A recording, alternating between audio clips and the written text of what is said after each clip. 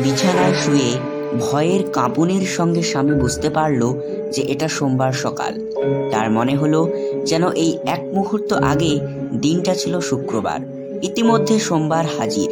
সে আশা করেছিল যে তাকে স্কুলে যেতে হবে না।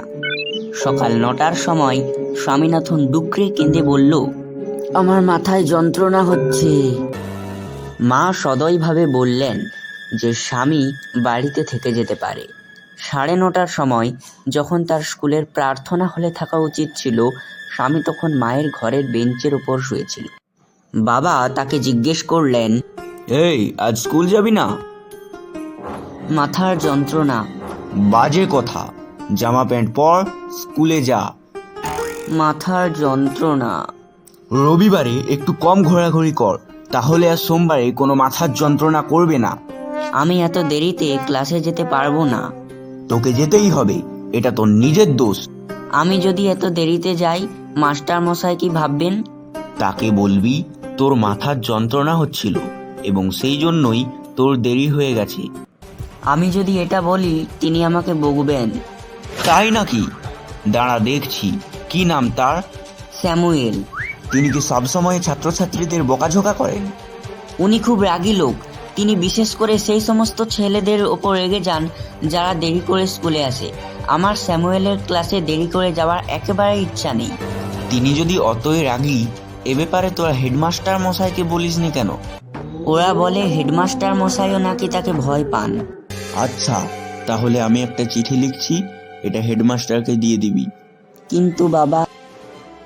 কোনো কথা নয়, আমি যেটা বললাম সেটাই করতে হবে।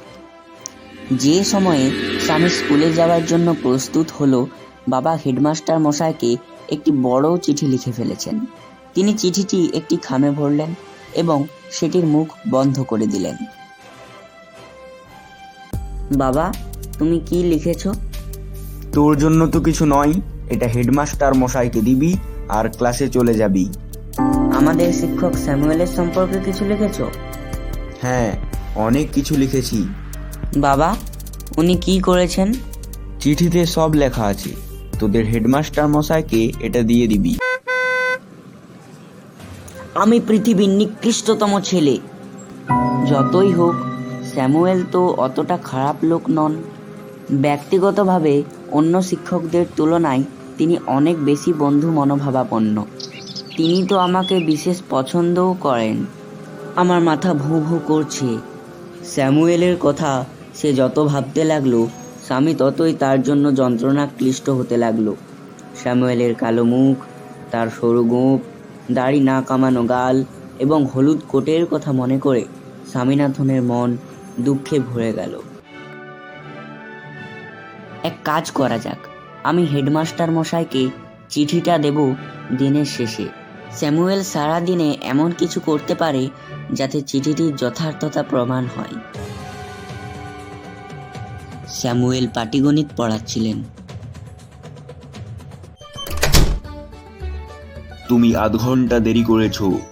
আমার মাথায় যন্ত্রণা হচ্ছে স্যার। তাহলে তুমি এলে কেন? আমার বাবা বললেন আমার স্কুল কামাই করা উচিত নয় স্যার। তোমার বাবা একদম ঠিক বলেছেন। আমরা ওনার মতো আরো বাবা মা চাই। হায় রে হতভাগ্য! আপনি জানেন না আমার বাবা আপনার কি করেছেন। ঠিক আছে, জায়গায় গিয়ে বসো। স্যামুয়েল সত্যিই ভালো মানুষ। স্বামীনাথন, তোমার বাড়ির কাজ কোথায়? আমি বাড়ির কাজ করিনি স্যার। কেন, মাথা ব্যথা? হ্যাঁ স্যার। ঠিক আছে। এখন স্কুল ছুটি হয়ে গেছে। এবারে হেডমাস্টার মশাইয়ের ঘরে যেতে হবে চিঠিটা দেওয়ার জন্য। সে দৌড়ে হেডমাস্টার মশাইয়ের ঘরে গেল। সে দেখল দরজা বন্ধ। পিয়ন তাকে বলল যে হেডমাস্টার মশাই 1 সপ্তাহের ছুটিতে গেছেন। স্বামীনাথন সেখান থেকে দৌড়ে চলে গেল ঘর। আমি জানতাম তুই চিঠিটা দিবি না। কিন্তু হেড স্যার তো ছুটিতে আছেন। বাবা স্বামীর হাত থেকে চিঠিটা ছিনিয়ে নিলেন এবং সেটিকে ছিঁড়ে ফেললেন। যদি স্যামুয়েল আর কখনো তোকে বকাবকি করেন, আমার কাছে সাহায্যের জন্য আসিস না। স্যামুয়েলই তোর যোগ্য।